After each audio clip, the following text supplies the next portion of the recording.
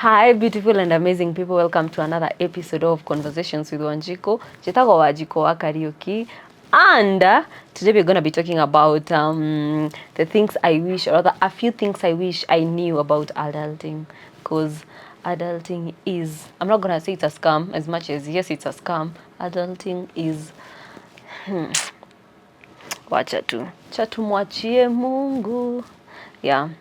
So, I'm quite sure I'm not the only one who feels at times as if at times anafaa tu afadhali tu tungebaki, kuna ka stage tu tungebaki si toddler, not a grown up, hapo tu katikati, mali hakuna stress, uko tu, life is just flowing. There's nothing bothering you, you're just thinking about shule, utacheza na kina nani, utalala saa ngapi, utawatch cartoon saa ngapi, hakukuwa na mambo mingi. Lakini si sahi you wake up, unaanza kufikiria, uko na vitu 5 kwa bucket list, unashinda nafaa nianze na gani nimalizie na gani. Yani unafungua macho, by the time jioni inafika time yenye hujamaliza shughuli unataka kufanya. So anyway, I'm quite sure I'm not the only one who feels that way. And so the 10 few things, let's just say, wacha tuzite few, najua ni mingi lakini those are few, because if I was gonna write all of them down, I think ningekuwa zimefika 50, but the few, I'm gonna give 10 points of what I really wish I knew about adulting, because it's a scam. Anyway, the first point is no one really has it all figured out, because tukika hivi chini unaangalianga, kuna watu unaangalianga, the people you don't actually know. Kwanza on the social platforms, you look at someone, unaona as if their life is all beautiful and rosy, na wewe unafeel ni kama you're stagnant. You feel at times unafeel ni kama they already have it all figured out, and yet wewe mwenyewe you're trying to figure out probably what do I love doing, what's hata probably when you're growing up you thought pink is your favorite color, but now unaona pink, kitu ya pink, you're like I can't put that on. So you're still, kuna wewe una feel ni kama I'm still trying to figure out who exactly I am. Na kuna mtu tayari, they already have a house, they have a car, as in it's as if they have it all figured out, but truly nobody really has it all figured out, because hata there's something that is actually really bothering him or her. So I wish I really knew that nobody, or rather we don't have it all figured out.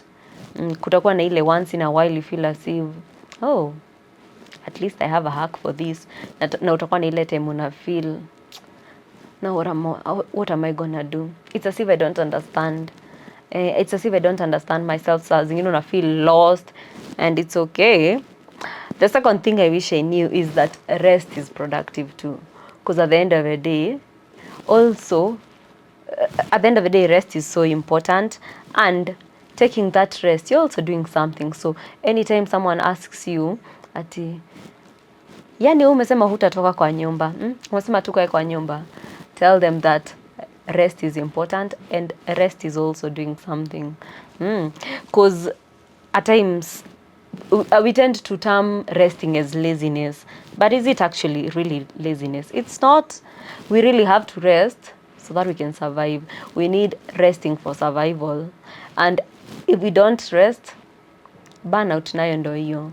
The body will automatically force you to give it that rest. So kitambo I would actually probably go to bed so late and wake up at least a bit early, na nitakuwa na usingizi bado. Reason being, I really didn't want to extend my time ya kulala, ndo isitamiwe as if I'm lazy. But right now, if I wake up and I actually have a slow morning, I just let it be. Tunaenda na hiyo flow, because why am I giving myself the pressure? And yet, as long as I can actually manage my time, the pressure isn't really necessary. So if the morning is slow, just let it be. Alafu eventually you'll catch up. That's what I believe.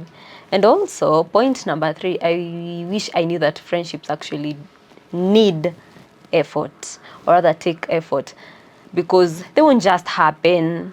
You have to call, you have to check in, you have to show up. So basically it's a it's like a job. The same way you show up and the same way you create time for that job of yours, or rather that talent of yours, rather that, what do we call it? That hobby of yours. That's the same way you're supposed to show up. That's the same way you're supposed to check in. Because if you don't check in, urafiki inahitaji effort. Everything basically needs the effort. Hakuna kitu inakuanga easy peasy. Number 4, budgeting is non-negotiable. Because pesa nayo kupata ni, hatutasema pesa kupata. Okay, nimesikia watu wakisema kupata pesa Nairobi ni rahisi. Okay, yes, it's true. As long as you have something you can actually monetize, kupata hiyo pesa ni rahisi. But pia kupata pesa ni ngumu. Na hiyo pesa, it goes fast. Size you have 10,000. Utumie 5. The next minute, you have nothing left. And adulting, or rather adulthood, is expensive. Because you have expenses, lazima usave. Also kuna unexpected bills, zile vitu hata huko umepangia. Because naweza kuwa tu nimekaa hivi and then something happens that wasn't actually planned for, and I have to spend money on that. Na lazima ni spend because okay, if it's actually a requirement, ni must. I really have to spend that money, nipende nisipende. So adulthood is expensive. It's a game of expenses. It's a game of managing expenses, also savings, and also unexpected bills. Ni kazi tu, ni gharama tu. Point number 5, it is okay to change your mind. And that is why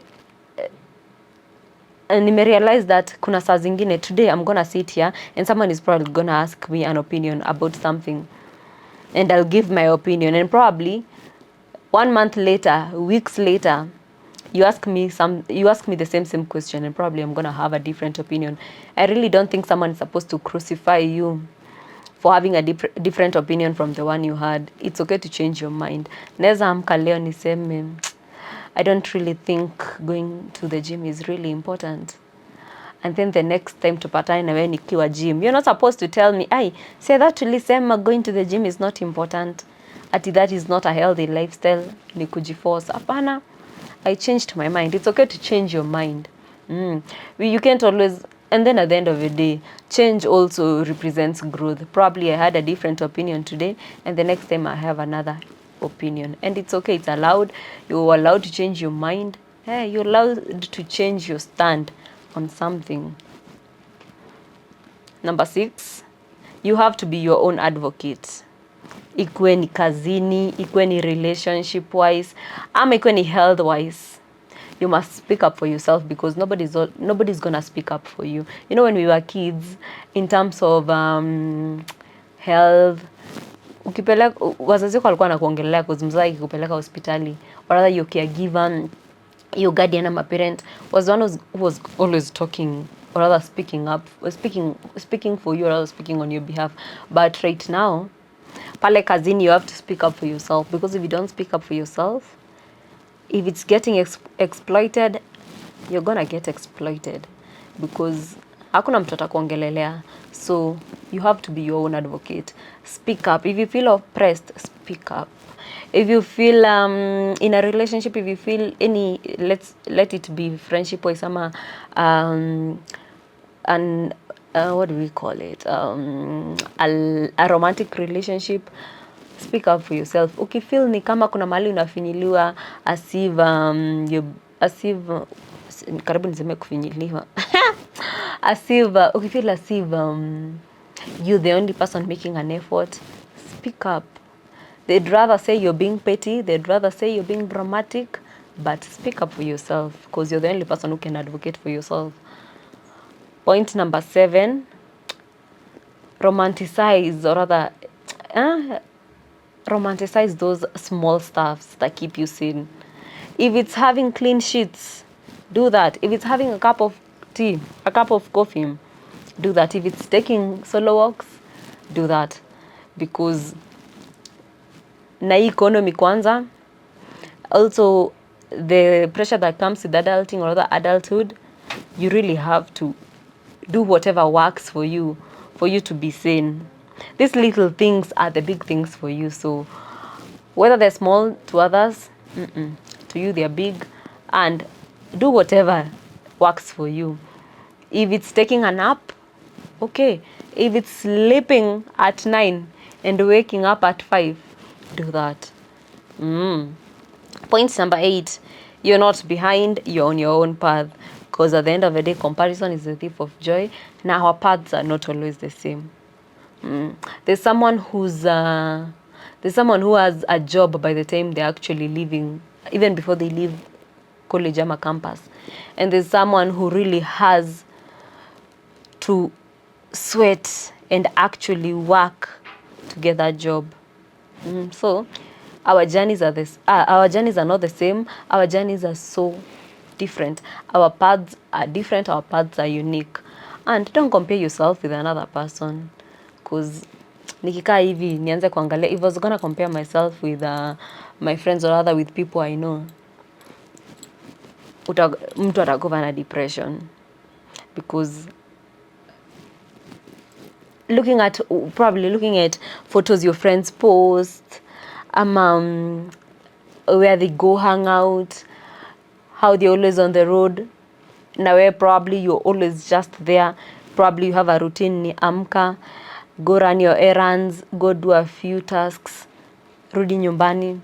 You don't even have that money to spend, and probably your friends are always out there. Utafeel ile pressure ya, na kwa nini mimi niko stagnant? Just don't compare yourself with others. Just understand that your path is unique, your friend's path is unique, and we can't always be the same.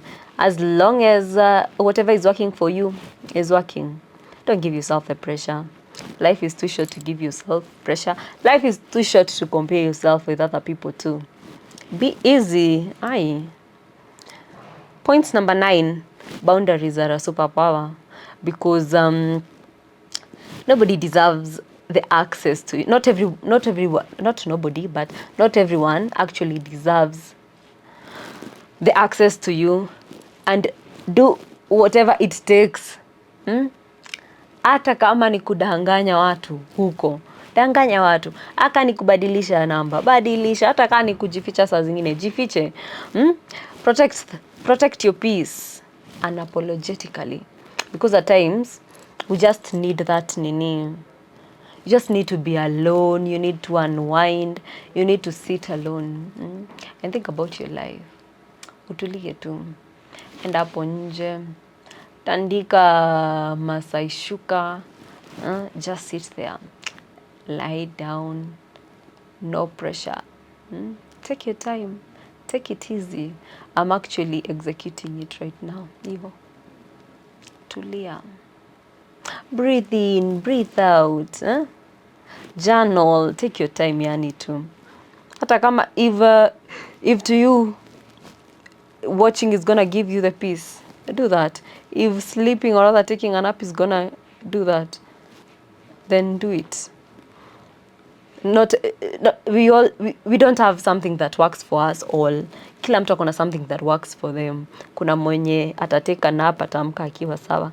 Kuna mwenye atateka walk and they're gonna be okay. There's someone who's gonna decide, let me go for swimming because that is what works for them. There's someone who's gonna say, let me go for a night drive. Let me go for nature walk. Hey. And it works for them. So do whatever works for you. And the last one, life doesn't wait for you to feel ready. You'll never be 100% prepared.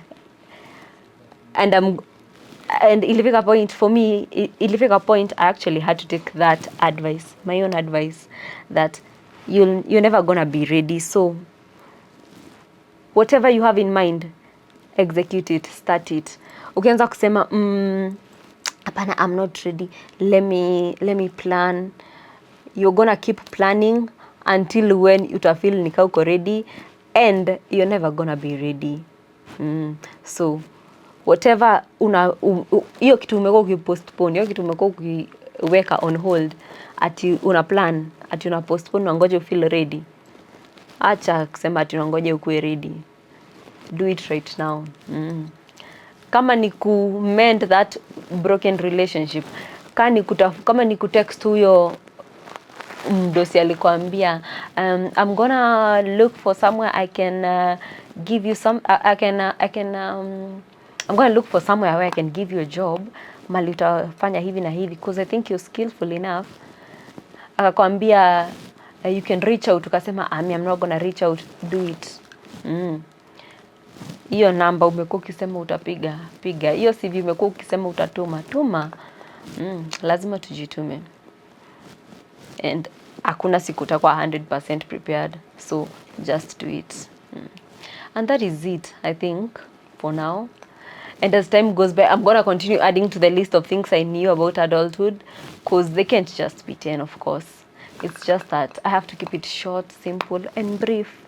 Yeah, that is it for today, I think.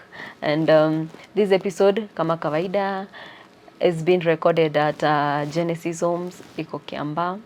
Yeah, people around Kikuyu, Zambezi, Muguga, where else? Just around, within, as long as ni within Kikuyu, Kikuyu and its environs. There's a very cute, spacious, what do we call it? It's aesthetic. It's a very cute place to be. So if you feel the need to unwind, if you feel the need to take that rest, I'm gonna wake a number over here, or rather social media handles. You can reach out. And also I'm gonna be attaching a few probably photos ama 2 videos kadhaa at the end, so that you can see what I'm talking about. It's actually a pretty place. Very, very, very pretty. Bye bye. Thank you for watching. Engage on the comments, leave a comment, like, share, and spread the love. Bye bye.